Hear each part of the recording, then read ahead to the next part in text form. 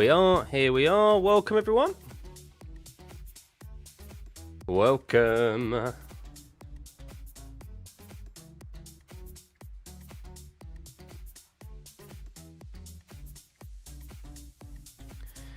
Evening. Here in the UK again. Hello.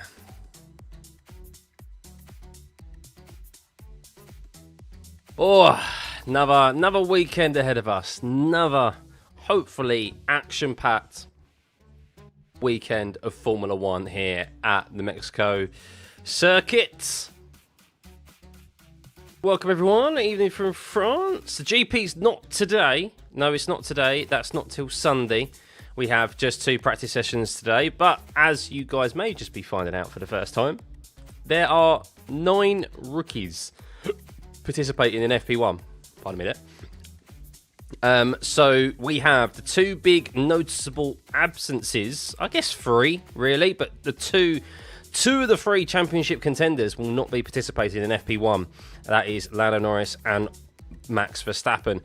Lando Norris has given his seat up to Pato O'Ward, famous Mexican IndyCar driver. McLaren IndyCar driver. He has done a few of these sessions before in the past, particularly at Mexico, to obviously big fanfare, massive support he has over that side of the pond. And then we have Arvid Lindblad, very, very highly rumoured to be potentially an RB driver next year.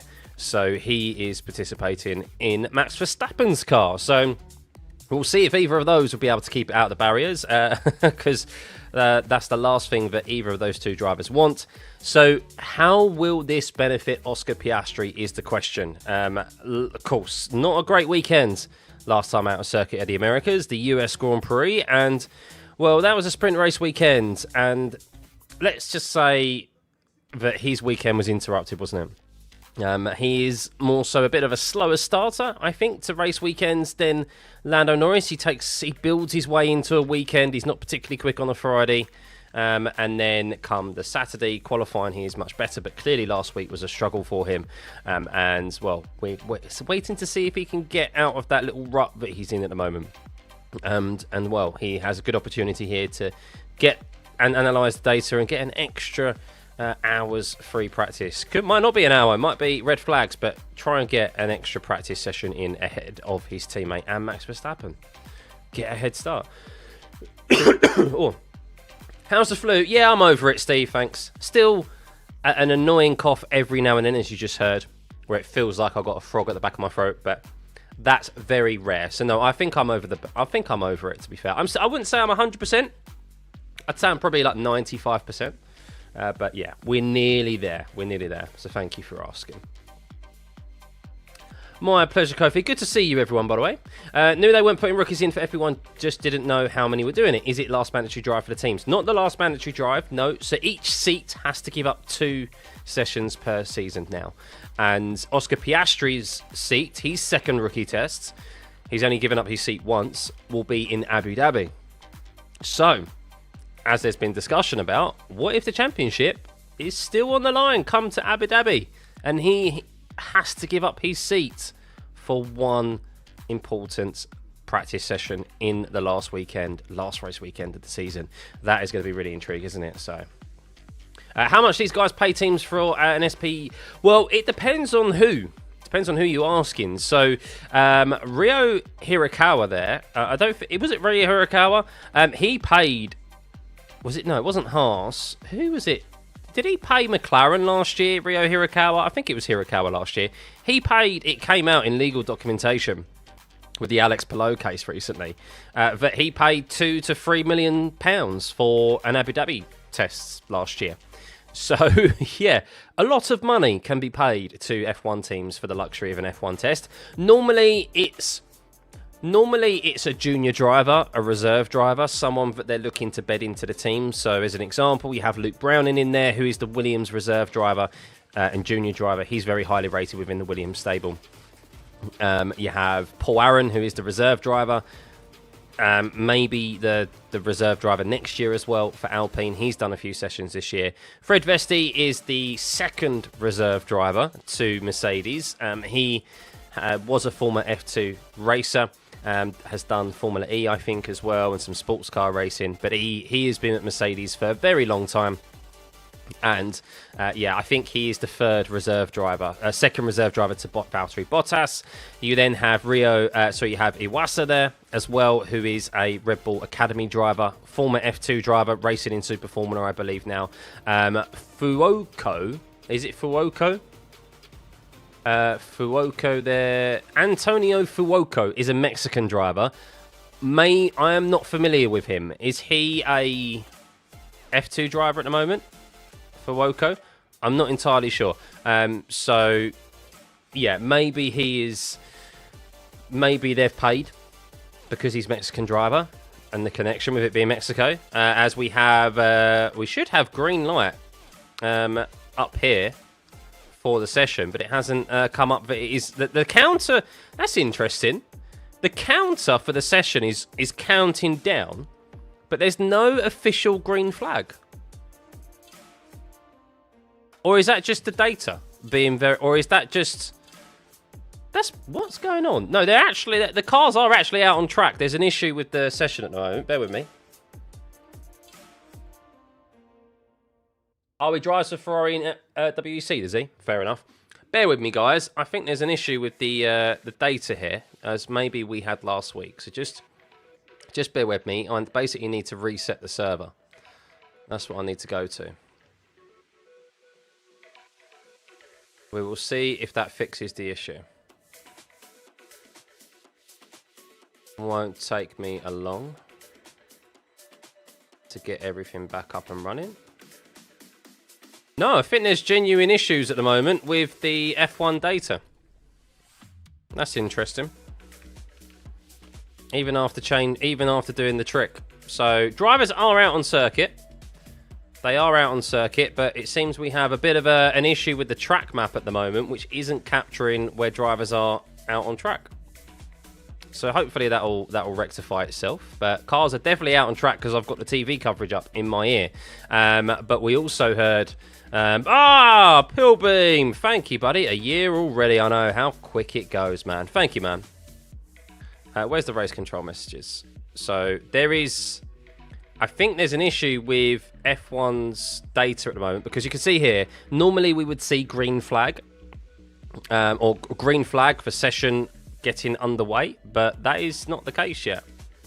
So we are waiting to see that. So there's a bit of a difference in the data, I believe, because that trick I used didn't work. And I don't know if anyone else is having the same issue as well. Hang on. Yeah, it's not just me, it's others as well. So it's definitely an F1 issue. Love that. Love that. But you can see the timing screens here anyway. The timing data is correct, but the track map is not right at this moment in time. So, and the data issued by the by race control is not updating itself either right now. So let me open my Discord to see if something's occurring right now. No doubt there's stuff happening.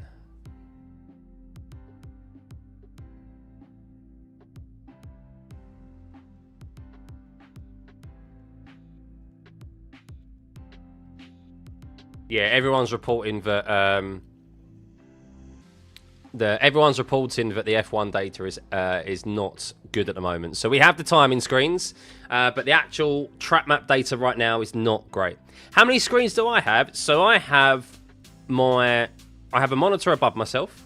I have an 49-inch ultra-wide monitor here, and then I have my phone to my left, and then I have my TV as well. So I've got a lot going on. I've got a proper setup going on. Thankfully, the missus allows me to do it. So, but welcome everyone. Yes, welcome. Thank you. Yeah, I'm a bit more back to myself now. Thankfully, it's weird. It's amazing how you guys heard the difference last week. So yeah, no, I am back to myself. Faults and tyre degradation this week, Anthony. Good to see you, by the way, man. Degradation this week it's going to be an interesting one. So if you caught my preview video, basically, we're only going to really see tyre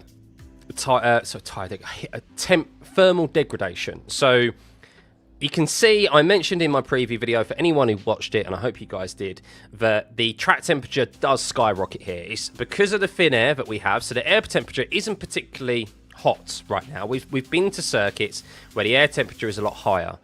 It's 23.1 degrees Celsius, but because the air density is thinner with this high altitude track, the track temperature really does ramp up and it can get into the mid-50s. Now, this is FP1, this is the earlier session of the two, and it's 48 degrees already. So thermal degradation is what really they have to be careful of, more particularly on the rear tyres, but there's not any really abrasive degradation, physical degradation on the tyres. So that's something that they need to be careful of, is the temp spiking. And what Pirelli have done this weekend is that we skipped a compound. So we have the we have the C5, is it? C5, C4, skip the C... So basically, we've done what we did at Circuit Americas last week, is that Pirelli have basically skipped the medium to hard compound. They've pushed a harder compound a step harder to try and make it more... less desirable. It's too slow of a tyre, basically. So it forces the teams into using the medium and soft as a strategy. And unfortunately, at Circuit Americas, we did see a one-stop, but there was tyre management that was ongoing. And will we see tyre management here? I don't know. I think it will probably just end up maybe falling into a comfortable two-stop. But there's not a lot you can do in strategy, really. But we'll see. We will see.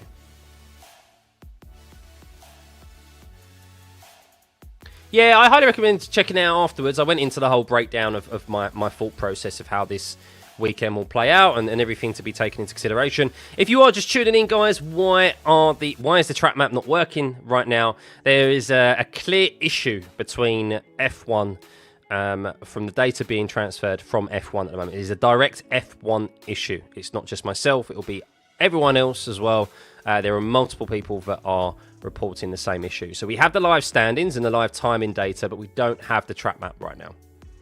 So I will try and restart the track map, but I don't think it's it's not working right now.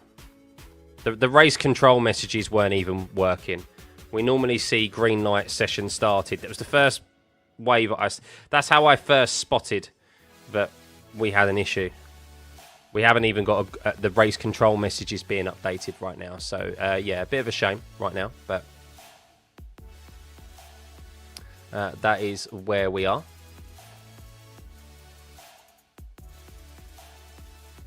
This is probably Leclerc and Piastri dominating today. Probably, yeah, the most experienced drivers. Don't rule out, of course, the Williams here this weekend. I didn't really speak about the Williams in my preview, but I think you've got a matchup. You've got a good matchup there of as Oscar Piastri does go top of the timing screens with a 21.57. But you do have a good matchup there in combination of Sainz and Albon. Of course, Albon has always generally gone quite well here. Last year, we got caught up in that lap on turn 1 incident, which wasn't his fault. And then you've got Carlos Sainz, who, of course, won this race last year and has always done fairly well. So I think Williams, expect them to be best of the rest. Could they get ahead of the likes of Yuki, who has a brand new front wing on here this weekend? And could they get ahead of the likes of Antonelli? I think they probably can. 8 test drivers is crazy. It's 9. It's 9 test drivers. So we have, I didn't list them all out, but we have, if we run through them, we have Frederick Vesti, we have Pato O'Ward, Arvid Lindblad, Luke Browning, Paul Aaron, Jack Crawford, Rio Oasa, Antonio Fuochi, apologies if I've butchered his last name, and then Rio Hirakawa. 9. So we have 9, nearly half the field. Track map, there's issues with F1 data right now. There is issues with F1 data. So, yeah, we are waiting for that to be resolved. We do have live timing data, but the track map there is an actual issue right now, but it's out of my control.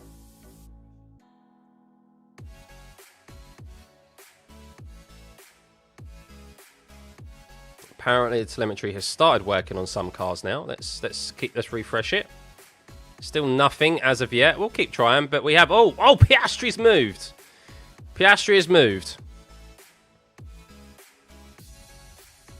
He's currently not top of the timing screens, as Isaac Hadjar is up there on the mediums. So Piastri needs to win this round. He can't afford to lose even more to Norris Verstappen.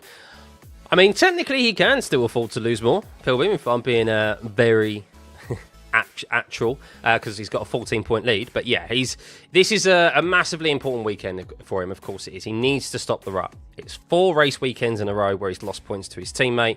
Of course, in those 4 race weekends, he's lost over 100 points to Max Verstappen, and that gap's now at 40. And it shouldn't be the case at all.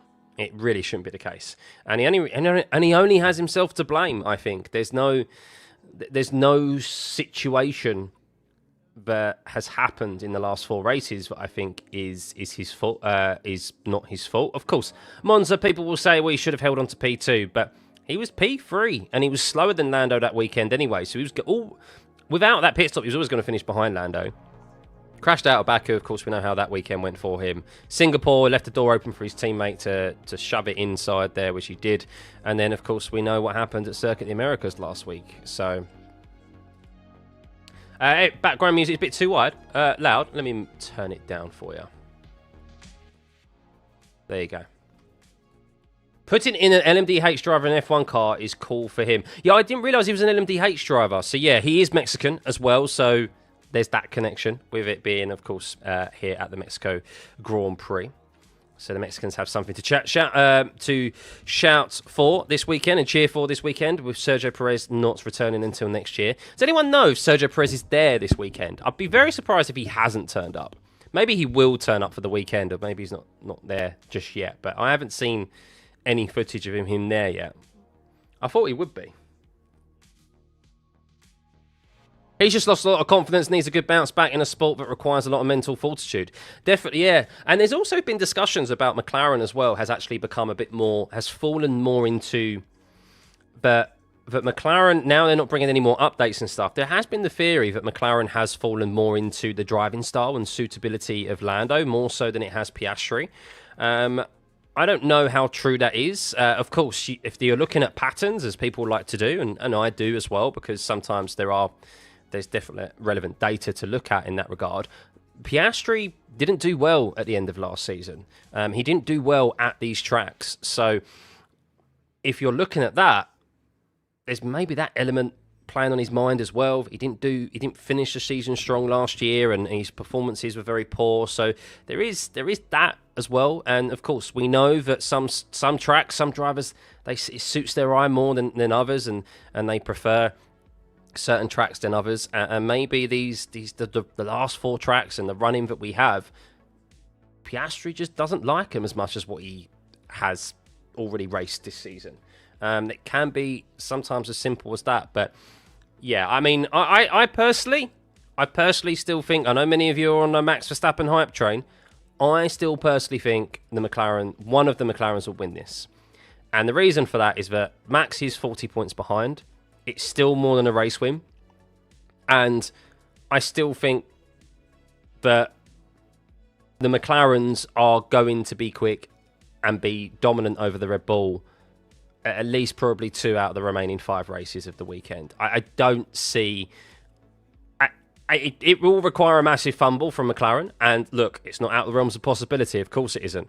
But I think one of those two will have a proper decent weekend, or a proper couple of decent weekends in the closing stages, and all that takes is for them to finish ahead of Verstappen and just widen that gap to him, and then all of a sudden Max is like, the championship's out of his control. So, but it's definitely stay tuned. I mean, my prediction is that he's going to win this race though this weekend. He's going to continue that push, and he's going to bring that gap down even more so, which will keep the pressure on. So yeah, definitely in for an interesting weekend. And I'm not normally enamoured by the Mexico Grand Prix. It's always one that I'm not particularly a fan of. I think it's always a bit of a damp squib. But yeah, track map still not tracking.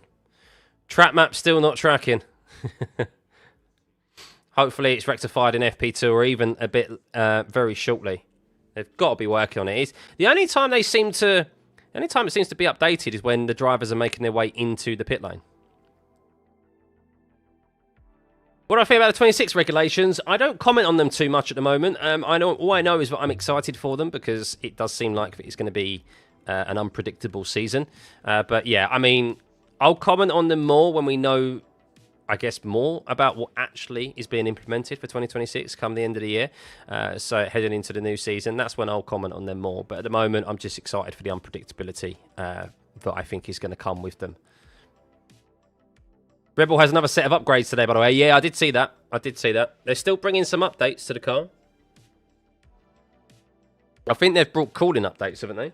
Updates that are related to the cooling here, which is very important, of course. Track temperature very high, as you can see. Which wheel gun fails at McLaren this weekend? Oh, I know. Well, it did last week as well. They have said that they've got an issue with their wheel guns or with their pit stops that they're not going to be able to rectify till next year.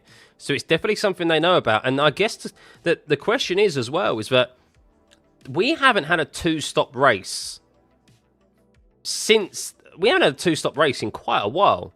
So I guess the question I have for them is that does the pit stops get worse and worse? Does this issue become worse and worse after every single pit stop? The more pit stops you have, the time increases. Oh, there is a yellow flag. Now, I have no idea where this yellow flag is. I'm watching the TV coverage to inform you guys of where this yellow flag potentially is. Is it a driver that's gone off? Is it because there's something else on track? I'm waiting to see what's happened. Where is this yellow flag?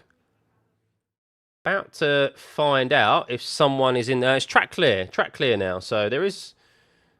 Where was that yellow flag?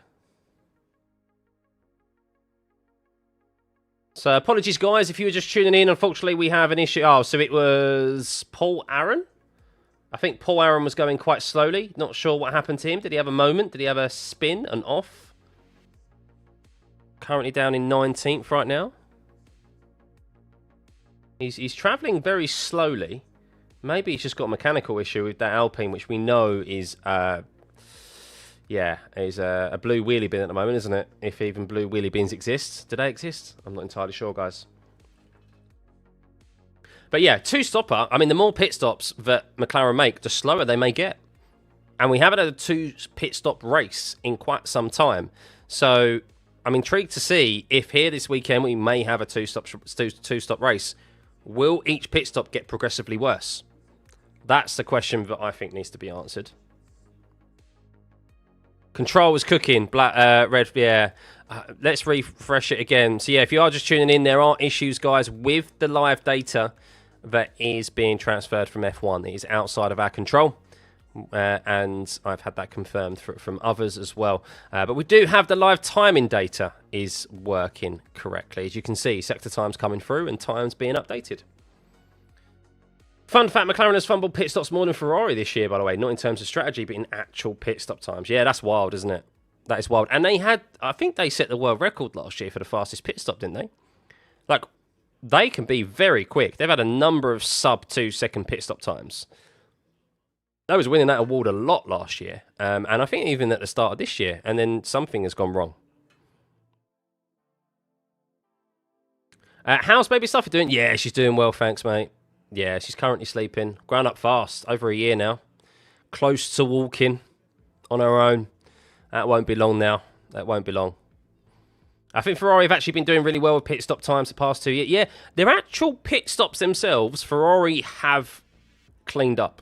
They've definitely identified that and did very well. The actual pit stops themselves, you cannot fault. The strategy, when they come into pit, is something that can most definitely be questioned. But yeah, Ferrari have definitely improved that department for sure. Hey, Mania, good to see you. No, I'm banning that word. You can, if you're going to call him that, you can go. We do not call drivers those sort of nicknames, guys. So, that'll be an instant ban. There'll be an instant ban. One and gone. But I will answer, how do I think Antonelli's gone this season? I think for the most part, it's been positive. But yeah, don't call drivers like that. Yeah, I imagine she will be Jarvis, yeah. She's a little moo now. Now she crawls about and stuff. So, yeah. Definitely have eyes in the back of your head.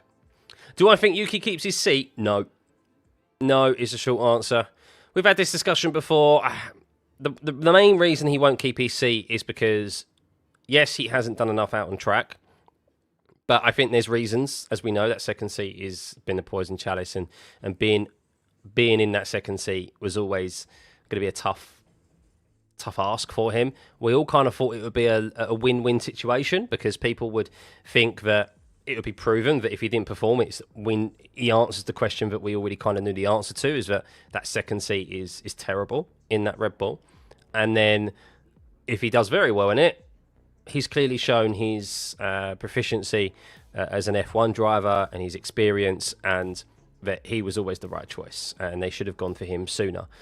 But it turns out that, yeah, it looks like it's most likely he's going to end up out of that F1 seat. The Honda connection is ending, the money is drying up, and he's going to probably, I reckon it's bang on the money, but he's probably going to end up at Honda.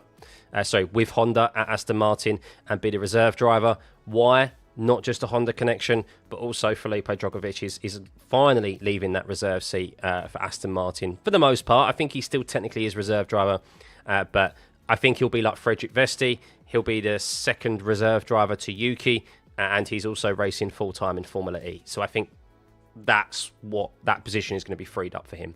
I think I'd be very surprised if they keep Yuki. I would be very surprised, especially with the drivers that they've got coming through. They probably want Arvid Lindblad in there.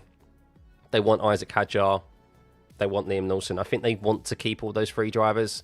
And yeah, I mean, will Lindblad be promoted? I think maybe it's still a bit too soon for him, considering the glaring mistakes and big mistakes he's made in F2 this year.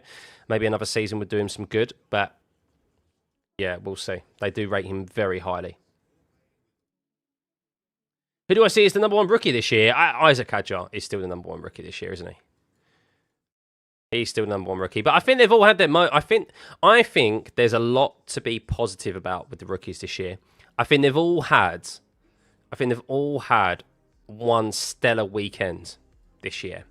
And I think if you look at some of the drivers that have come through in recent years, there's not one weekend where you can pinpoint that, like, yes, like there's something special about them. I think Logan Sargent is the first thing that comes to mind. I mean, was there a single performance in the time he was in F1 where you went, wow, like, what a driver. Like, he deserves to stay. Whereas I think we have seen from Hadjar, we've seen from Antonelli, we've seen from Lawson, we've seen from Behrman.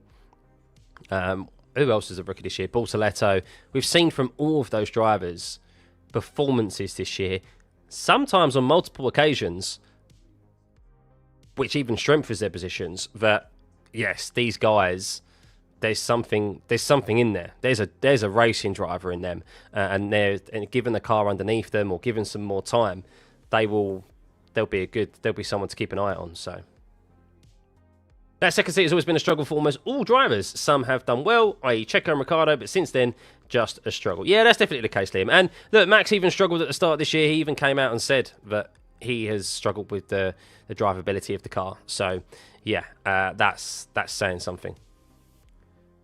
Well, my predictions for Cadillac next year. I don't have any predictions for next year, to be honest with you. It's such an unknown. However, look, competing in the midfield will be a brilliant year for them.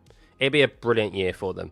But it is a complete unknown, the regulations to next season. So it's going to be a lot. What I do know, 2026 is going to be, as people are predicting, and I think it's a correct prediction, it is going to be primarily on who has the best engine. So there's multiple teams on the Mercedes engine, there's multiple teams on the Ferrari engine, then you've got Honda to Aston Martin, you've got Ford at Red Bull, it's Red Bull powertrains with Ford, then you've got the Audi engine as well. So it depends. I mean, the Ferrari engine is going to be in the back of that Cadillac. They're not bringing in their own engine until 2029, GM Motors. So if Ferrari come out with the best engine, then Cadillac could be right up there, beating the Mercedes-powered teams. And be a real shock.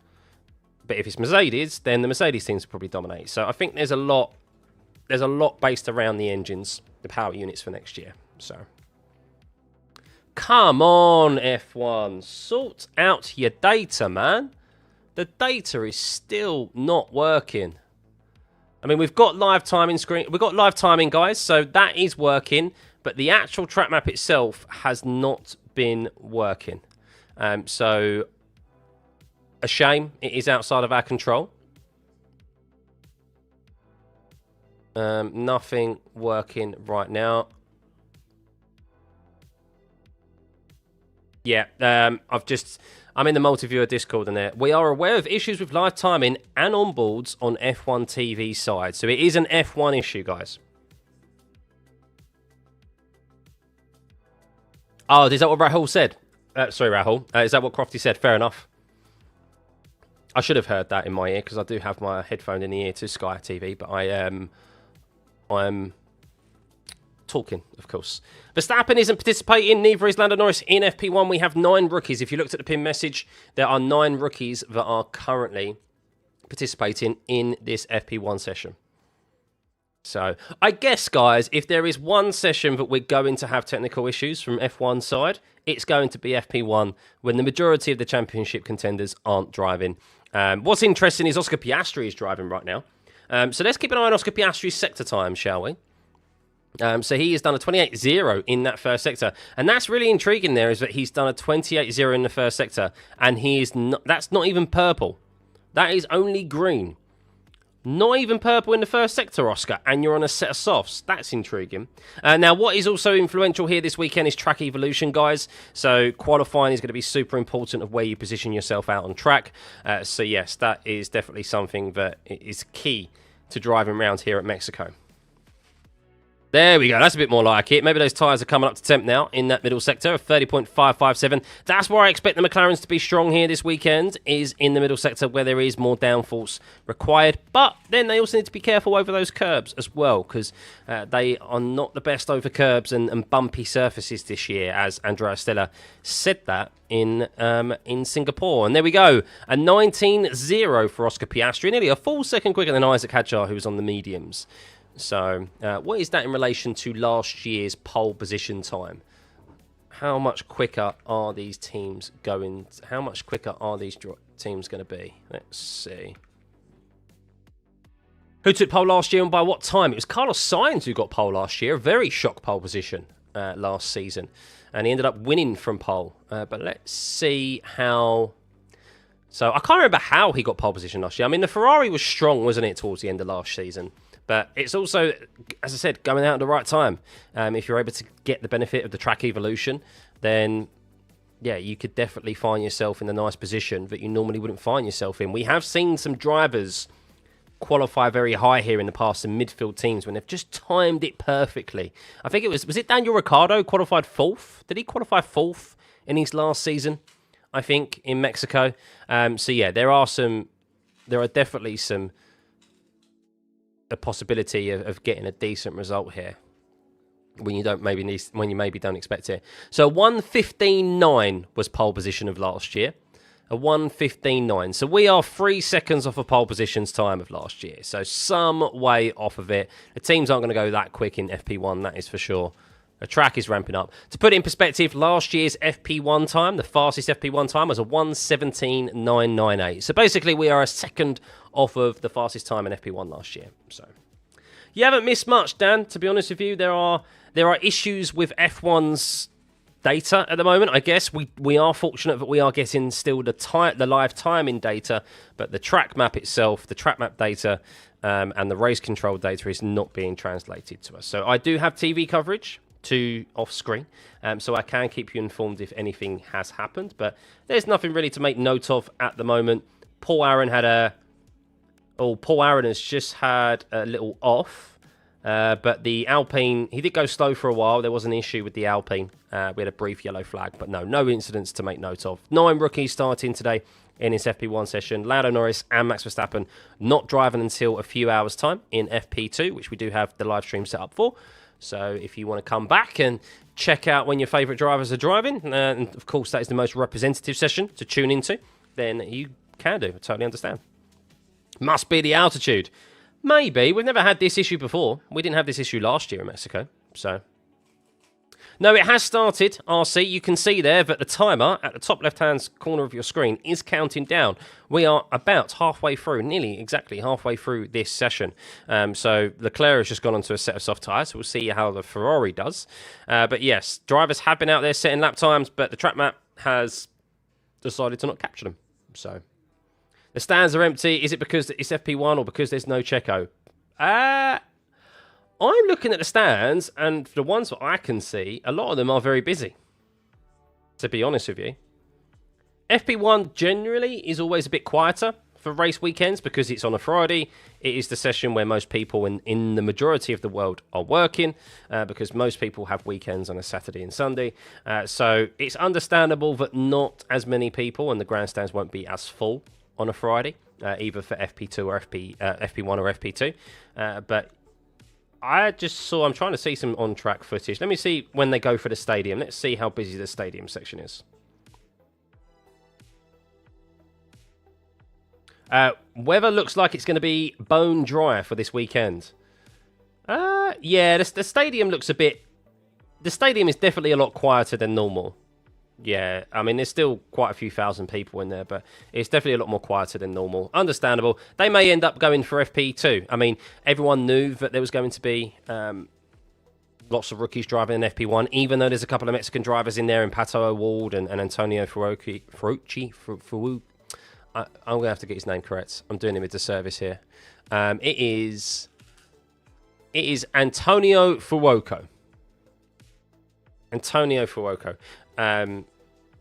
So yeah, but some fast times being set, by the way, now. Alex Albon up there in P2. Charles Leclerc, only green in the first and second sector. No purples for him. He's actually 2 temps down on Antonelli in the first sector that you can see there on the timing screens, as we'll get Charles Leclerc across the line any second now as he's going through the last sector. No track map at the moment, guys, unfortunately. We are having technical issues from F1, and it's a sub 119 second fastest in the last sector there, but Antonelli is really going at it. Go on, Antonelli. Let's see what he can do. Going through that last sector. Let's see. Yeah, timing data. The only time it picks up the cars actually moving, you can see Yuki Tsunoda there, is in the pit lane, or when they enter the pit lane, as Antonelli goes 3 temps faster. But this track is just going to get quicker and quicker throughout the weekend, guys. But in relation to, yes, the actual strategy and the weather for this weekend, if you didn't tune into my preview, we don't see actual physical degradation on the tyres. It's thermal degradation. So you see lots of blistering.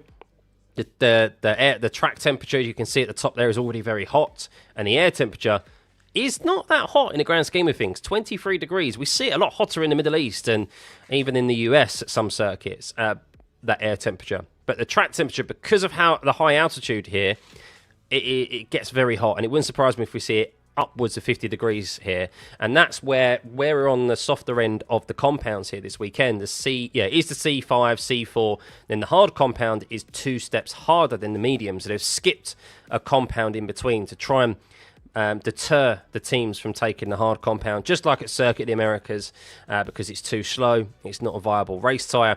We have seen teams use it for a couple of early runs, as you can see, but in relation to data gathering and the actual race tyres for this weekend, it will be the mediums and softs. So how many they use here this weekend in practice is going to be interesting as well. So that's what the teams need to look out on, and that's why I think if the track gets skyrockets, then the McLarens have always been very good in managing their temps. The last kind of few races, we haven't seen a lot of management in the tyres. Last weekend, Norris got held up behind Charles Leclerc. It would have been interesting if he didn't get held up by Charles, whether he would have had that close battle with Max Verstappen, because Max was having to do some management there. Everyone pretty much was. And I think we'll see tyre temp management here this weekend. And whoever the teams that have been notoriously good at that this season will do well. And those that haven't, of course, will struggle. That's my personal opinion.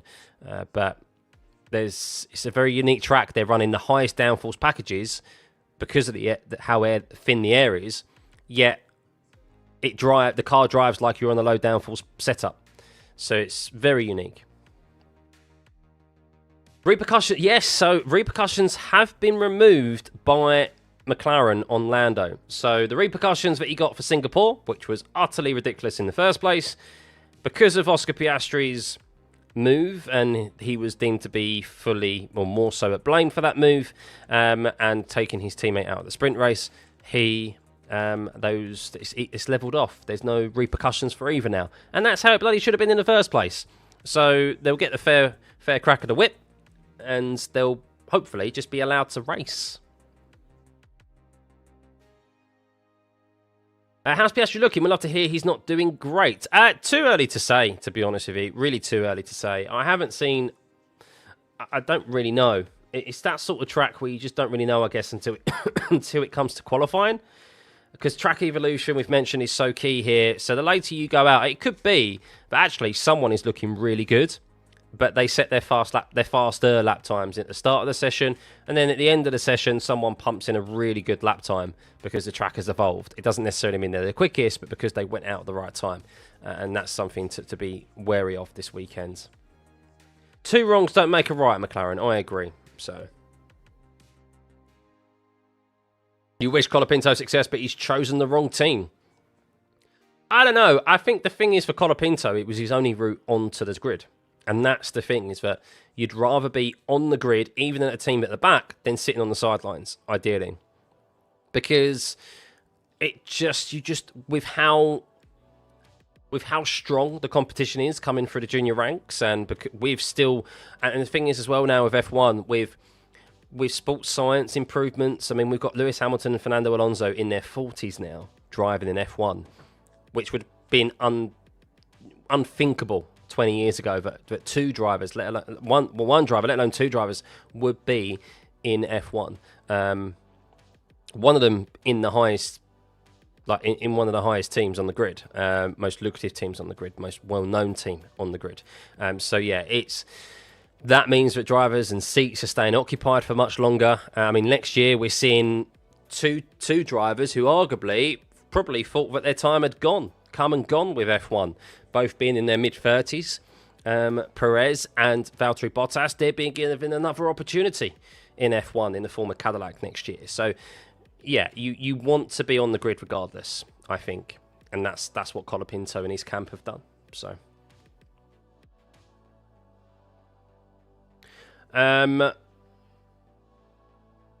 are we witnessing comeback of all comebacks? Do I think Max achieves the fifth? It would be one of the greatest. It definitely would be one of the greatest. We are potentially seeing one of the greatest comebacks. I still think that he won't do it, personally. My logic for that is that I just don't see the Red Bull dominating the McLarens over the next 5 race weekends. I just think those McLarens will be strong, and there will be at least one race, probably 2, where they will be stronger than the Red Bull on outright pace alone. And I think that's where, even though Max may maximise and get 100%, 110% out of that car and out of his performances, I think that's just what will happen in the next 5 race weekends. Looking at the track layouts, looking at the strengths, what's required in those circuits as well. Yes, the Red Bull has definitely made massive improvements, but I still think the McLaren will have, and especially in the form of 2 drivers who are ahead of Max right now, I do think that one of those 2 will have those couple of performances in the next couple of races, which will finish ahead of Max. And I don't see, put it this way, I don't not see the McLarens, either one of them, going the rest of the season without a race win. That's the thing. And that's it. Is I don't see Max winning every single race between now and the end of the season. I think there's just going to be a couple of tracks where the Red Bull is definitely second best. But never say never. Never say never, because everyone thought he was out of it, myself included, not so long ago. And look where he is now, within 40 points. And of course, we've seen the McLarens collide already. When the pressure's on and it gets to crunch time, they may end up colliding and allowing Max to slip through. So I've had many a race and many a sim race. I know it's very different, but I've had many a sim race where I've been sitting comfortably in third, and I can see the front 2, and they're just fighting it out. And then they collide with each other, and they have an incident, and I slip through and I win. And that can be Max Verstappen in the championship this season. So I think he's got a good chance this weekend, but not the next few. Seems to be more McLaren advantage. That's my viewpoint as well, Liam. I think he will win here. I think he will. But yeah, I mean, just we've seen strange things happen, haven't we, this season already? Hey, Mary, good to see you. McLaren should have won like Red Bull did with the RB19. Yes and no. Yes and no. The thing is that Max has been so dominant over his teammates is that he hasn't had anyone take points off of him. He hasn't. So McLaren this year, and it was always the topic of conversation at the start of the season before it even started, look, Max could still win this championship because the two McLarens, while we expect McLaren to be the strongest, they've got two #1 drivers who are going to be going for their first world title, and they're going to exchange race wins and exchange points, take them off of each other, and that's exactly what's happened. Whereas if it was just Lando and a second-rate driver alongside him, and vice versa, Piastri with a second-rate driver alongside him, they would have probably won the championship already. But that's not the case. Hey, Cream. Oh, thanks, man. I'm good now, buddy. I'm good. DC, yes, that's my prediction is where Yuki will end up. Oh, we have a yellow flag. Track map is not working, unfortunately, guys. If you are just joining with us, issues in relation to the data being relayed from F1. That is confirmed. But there is a yellow flag out there, so I don't know where it is. Let's wait to find out. I've got the TV coverage. Has someone binned it? It's a very long yellow flag. Has someone stopped out on track? Let's have a look. Track is clear again. Track is clear. Where is that yellow flag? Oh, it's one of the RBs. One of the RBs. Is that Iwasa? Or is that Hadjar? I think that's Iwasa. No, it's Isaac Hadjar. Isaac Hadjar has gone off at somewhere on the race circuit, down an escape road. I think that's into turn... I think he's gone straight on at turn 12. Yes, he has indeed. So the exact corner where Yuki Tsunoda crashed last year in qualifying, and we can see big lockups into turn 12. There is a big runoff area through there. So if you lock up early enough at the end of that third DRS zone, you can lock up and go straight on, and some even crash there. But I'm waiting to see what has happened to him. So the reason why they lock up is because the car is very loaded on the left-hand side, and also they get onto the curb in there to try and maximise their entry into the corner of turn 12. So the car sometimes grounds out, it bounces, and it loses traction and contact to the floor. called him Rookie of the Year, and he stuffs it 5 minutes later. No, he's all good. The car's intact. The car's absolutely intact. So just finding the limits. Track map doesn't even work on F1 TV. Yeah, it's something. It is an issue with F1. Apparently, Crofty has even said that on the TV coverage as well. But there is an actual issue. But we're fortunate enough that we still have the timing data, so we can actually see the lap times that they're conducting right now. But yeah, right now they are trying to fix it. Which of the upcoming weekend does Max have a higher chance of winning? So I think he has a higher chance of winning here. I think in Las Vegas. I think Interlagos will suit the McLarens more. I think, unless there's like weather conditions there, you never know. But I think Interlagos will suit the McLarens more. Vegas, I think, will suit the Red Bull. I think Qatar will suit the McLarens, and I think Abu Dhabi will suit the McLarens more. So I think 2 out of the next 5 races. This is the 5th one to the end. I think that's where the Red Bull will be strongest, and I think that's where the McLarens will be strongest.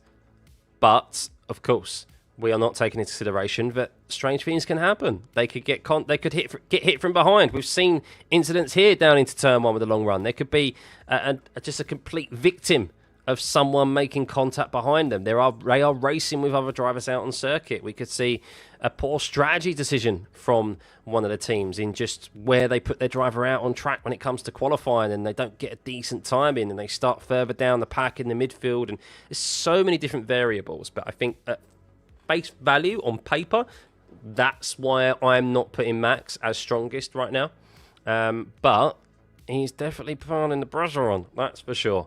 So, squeaky bum time for Oscar Piastri in particular, whereas Lando, I think, has been quietly going about his business and probably happy with his overall progression on Oscar. He'd love to be closer right now, but I think he's feeling confident that, and he's the one also who will be able to get direct comparison to his teammate and his championship rival. And he may even be feeling more confident that he has the better of his teammate, looking at the data, if it indicates that he has been quicker than him over probably the average amount of laps that they've done, and when it comes to qualifying and race pace, etc. So there's also that they have access to, being the benefit of obviously being teammates. Is sometimes a negative as well, because you don't want your main rival to see your data and be able to improve.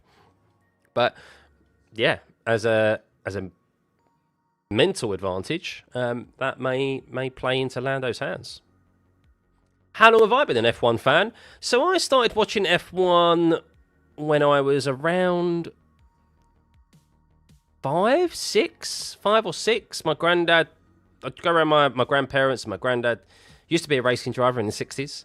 Only like regional stuff in the UK, up and down the UK. He was never high level, but he loved it. And I remember listening to Murray Walker and watching Damon Hill and Mika Hakkinen.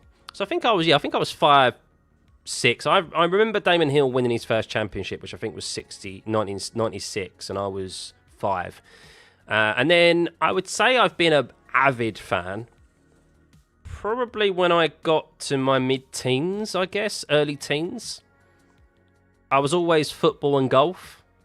I'd watch F1, but it was kind of like a thing that I watched with my granddad. I didn't like the access to news and stuff wasn't something that I really knew how to do, obviously, as a 10-year-old back then. And yeah, I guess when I became a teenager, I started to avidly watch it more, look out for news in the newspapers and stuff like that. And then yeah, with like the internet and stuff, I really massively got into it. So it's in my blood. Yeah, I come from a car family. My granddad, eventually, when he quit racing, he ended up he created an engineering firm, and he was like really well known around the area. My mum has always been really passionate about cars because she grew up obviously going to racetracks and stuff. But I never did. Obviously, it's a very expensive sport and stuff. But I've always had a passion for cars and for motor racing because of that. Yeah, that connection. So. He cried about Senna's death when he was a kiddo when doing national level, so that would be 31 years ago. Yeah, I was too young for that. I never had the benefit. I was born in 91, so I didn't have the benefit of seeing Senna out on track, really, or remembering it at least. Golf, yeah, love golf.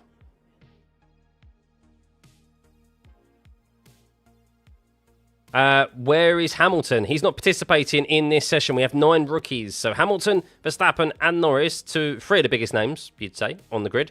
They're not driving. Oscar Piastri is, as you can see there, as is Charles Leclerc. So how will this session benefit Oscar Piastri getting some additional time in? But yeah, sorry guys. Thank you for over 1,000 of you for still tuning in, by the way, for this FP1 session. We do have the live timing data, but yeah, F1... technical difficulties from their end, which is a real shame. But if there's one session, it's going to happen FP1 when half of the field are rookies and your favourite drivers aren't participating, is the session to do it, eh? So hopefully they fix it in a few hours' time, or for a few hours' time in FP2. If Max wins all 3 until Vegas, Piastri and Norris must be under tremendous pressure for the last 2. Yeah, but it all depends on where the McLarens finish, because that is only, I say only, so if Max finishes first, right, in the next 3 races, and that will be 75 points, but it's 7 points advantage over P2. So depending on which order they finish in, let's say Oscar Piastri finishes P2 in every one of those races, right, 2 Maxes. He would gain 21 points on him. So that would bring it down to under a race win with 3 races remaining. But it's still 3 races remaining, and it's coming up to circuits where he may that's 2 races, isn't it? So it's only 14 points, so it's even less. So it's still a significant amount. It's still not a significant amount of an advantage. So that's why he needs, obviously, the McLaren to kind of trip up, the Mercedes to get involved, but he also needs to focus on himself, and that's primarily what he is focusing on at the moment. He knows that. Is that he needs to just do what he can do. because things are still, to an extent, outside of his control. If he wins every single race between now and end of the season, so that would be 35 points only to Oscar Piastri if he finished P2 every single race. So, is it likely that he would win all 5 races? We don't know. Is it likely that Oscar Piastri would finish P2 in every single race? I don't know. But technically speaking, it's kind of like, yeah, still a little bit outside of his control to an extent. But he can only focus on what he is in control of. And that's, like, as a sportsman, that's what you need to do. And then you're continuing to put pressure on your opponents who know that they can't make a mistake. And, yeah, then they're more likely to make a mistake. Always thought I was a Scottish Scheffler lookalike. My golf... I don't know whether to take that as a compliment or not, to be honest with you. My golf skills are most definitely not like Scotty Scheffler, that's for sure. If my golf skills were like Scotty Scheffler, this channel wouldn't exist. I would have many millions in the bank and I'd be very well known for a completely different sport, of course. And probably have a few green jackets in my locker.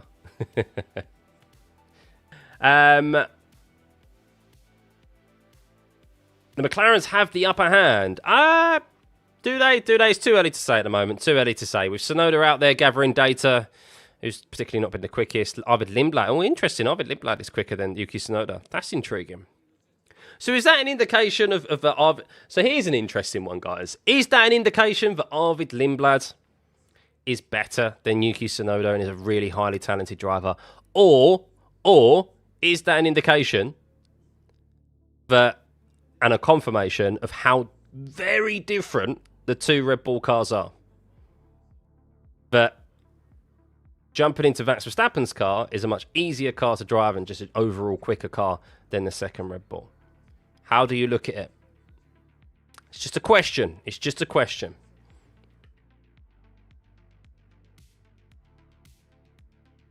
Piastri went straight from Austin to Mexico as well, so might be a bit off balance without those home comforts. Yeah, that has been discussed, actually, isn't it?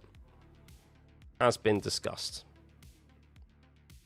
So if Max Norris and Piastri all DNF 2 races in a row, he might have a chance.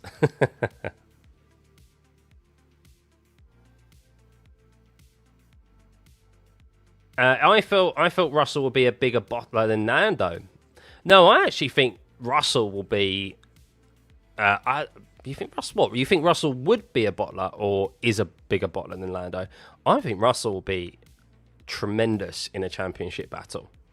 I think it'd be. I think George Russell would be ruthless in a championship battle. So, either option leaves you with a lot of questions, Jarvis, regarding Lindblad and Tsunoda's difference at the moment. It does, doesn't it? A single lap is a single lap, of course. They could be running completely different setups right now.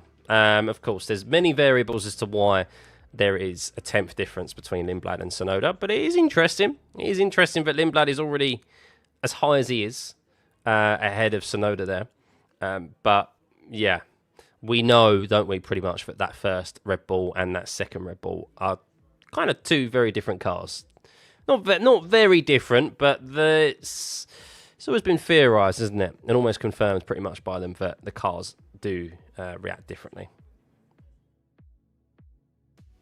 Did he really, Ishan? There we go. So track evolution is... Track evolution, I said there's many variables, so track evolution is the key factor there, is it? Okay. So yeah, Tsunoda set his lap time earlier on when the track was slower. Lindblad set his lap time when the track was quicker. So that's why you can't look at things when it comes to practice, guys. I know people will do podcasts and stuff on practice, and I get it, it's content.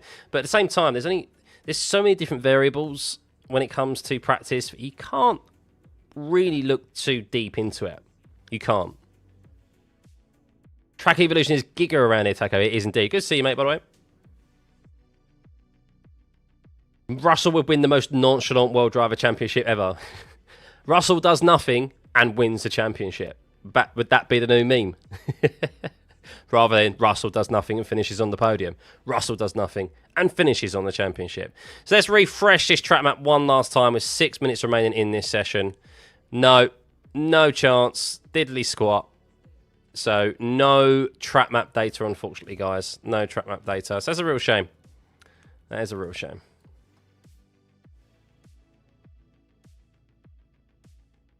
You think Russell would fold under the pressure? He doesn't have the temperament. I mean, I guess you don't know until you're in that pressure cooker. Until you've been put into it, you don't know. And he hasn't, has he? He hasn't been in that position because he's always been in a car that... I mean, he hasn't been in a front-running Mercedes yet, has he?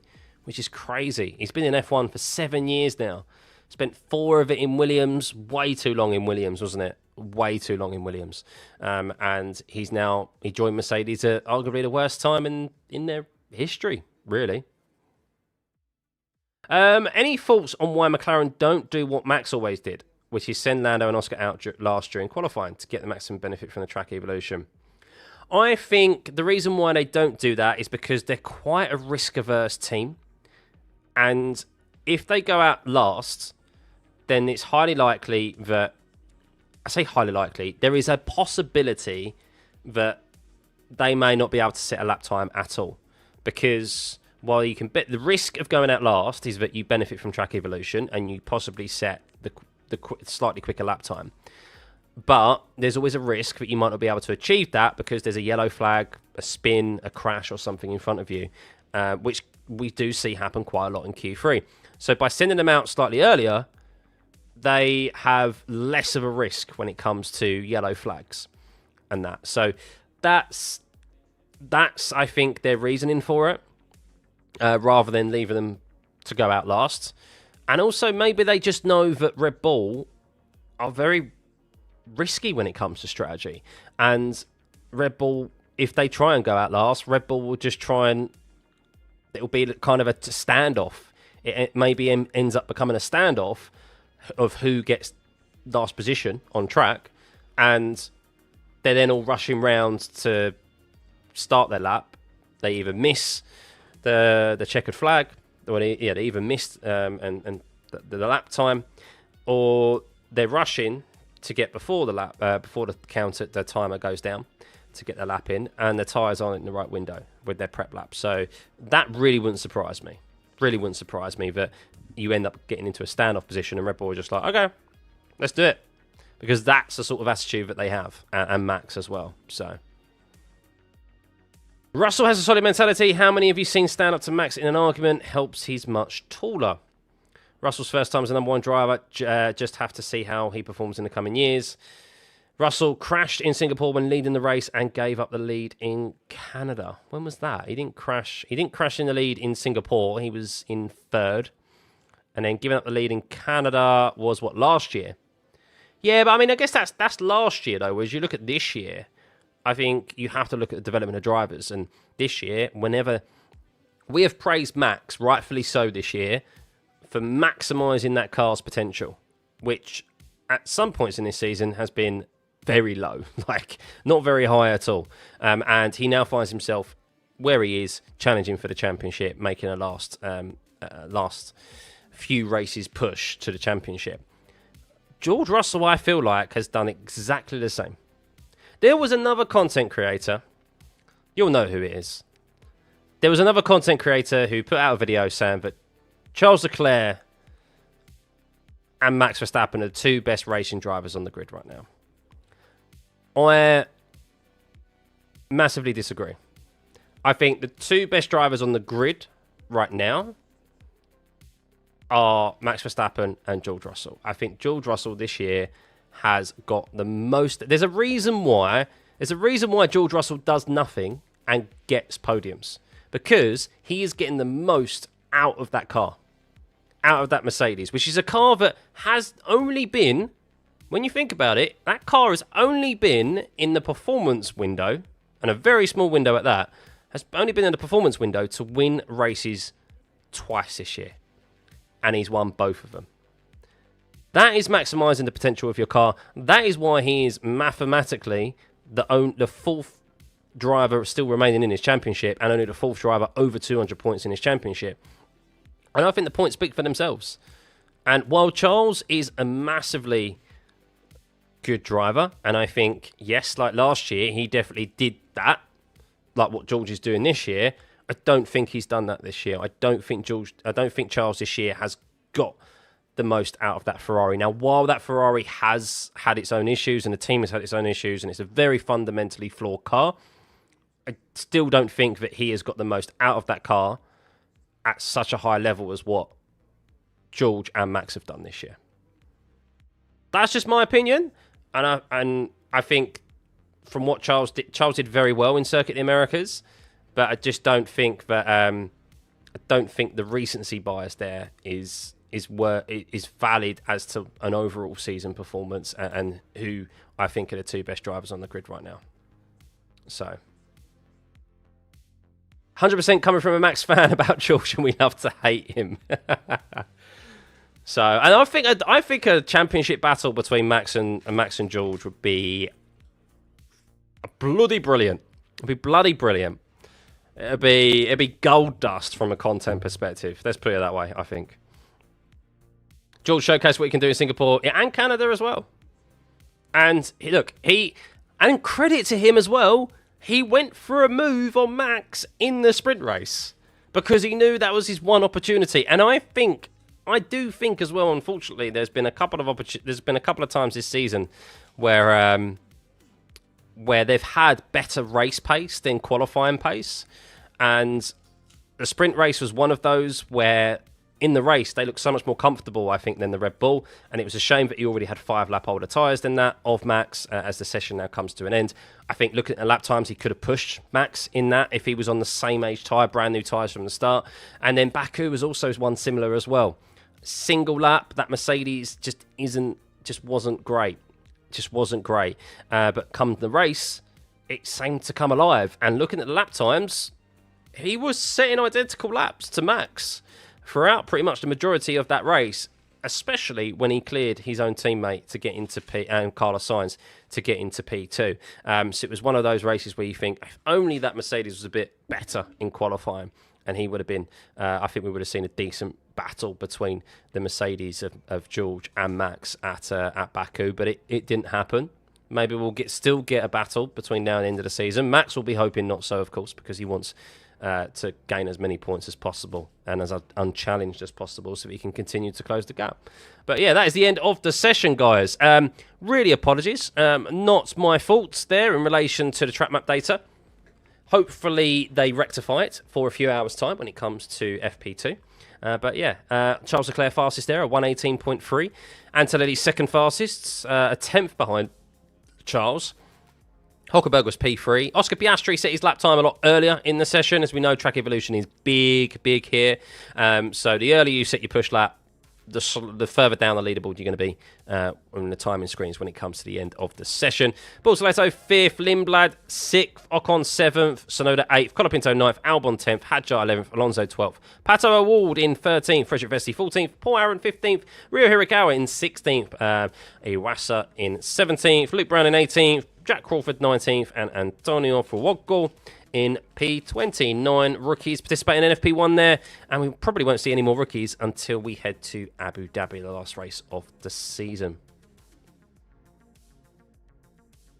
George is massively underrated. He does not fear and possibly respect Max. Would love to see them battle at the top in 2026.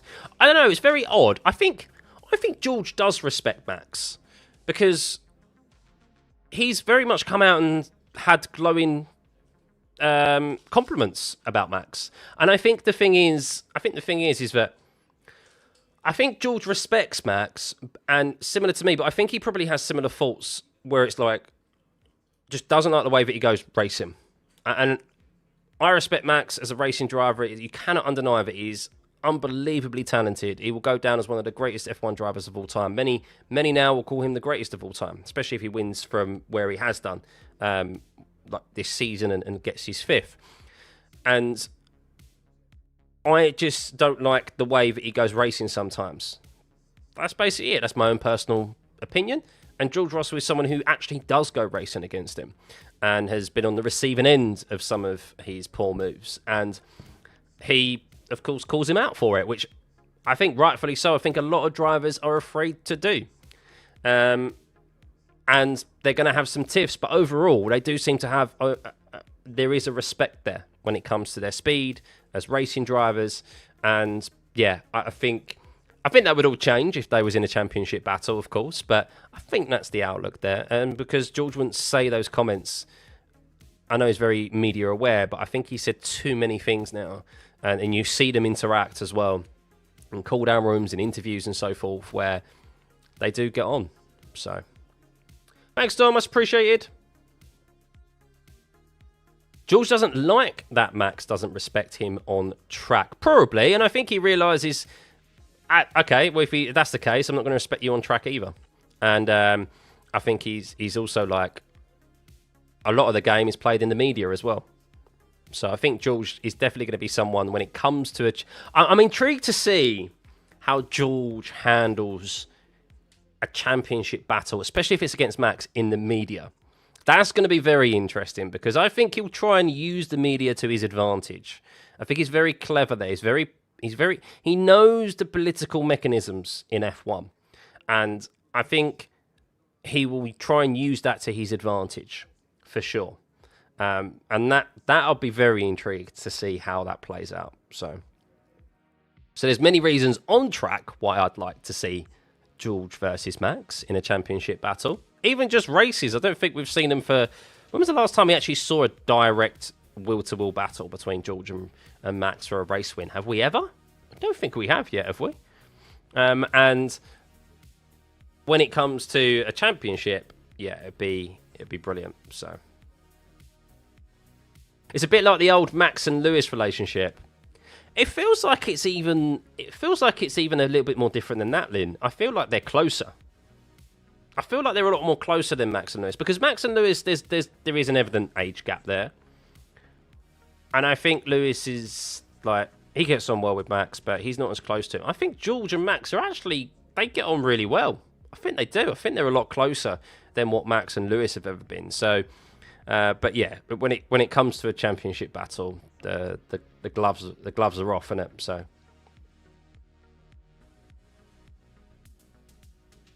well, you say that won't work though, Barnett. Max will only get better when he is pissed. I'd say yes and no. I mean, we've seen what happens when Max gets pissed. Not drunk, of course, but angry. He costs himself what could be all important points. And I think, going back to Spain, I think he's fortunate he didn't get disqualified there. I really do. Anyone who says that he didn't drive into George intentionally there and see red mist, I think you need to open your eyes. And it's okay to say that your driver can sometimes be flawed. We are human, and we get caught up in emotion. And we do stupid shit sometimes. And that could come back to haunt him, all those points, if he finishes that distance short. Because while, of course, Austria was outside of his control, he cannot control what Kimi Antonelli does. While that's obviously a heap of points, that was outside of his control. He can't do anything with that. He was in control of his car in that moment, and that's something that he could have changed the outcome of. So I'd say yes and no. I think he can drive angry and be brilliant, but I think equally he can have moments of madness and he can cross the line, and as we've seen this season. Why are some drivers saving their softs this weekend, Varun? Because it's most likely that the strategy for this weekend is going to be a medium soft tyre, potentially a two-stop as well. So you want to make sure you've got enough brand new soft tyres when it comes to qualifying, where arguably you want 6 brand new tyres if you can, if you're expecting to get into Q3. And of course you want to make sure that, if possible, you've got 2 brand new tyres or at least 1 brand new set heading into Sunday, or only a slightly used tyre that's only done maybe 1 push lap on when it comes to quali. So yeah, they're going to be looking to save those. The hard compound tyre. The thing is though, is that the hard compound tyre is not relevant to the data for this weekend. So yes, you want to use it because you don't want to use your mediums and your softs, but it's not going to be relevant in relation to how the car is performing, the setup, etc., and all the information that you need to gather to try and make sure that car's in the right setup and configuration for qualifying when it hits Parc Ferme. So yeah, that's something that the teams are having to think about.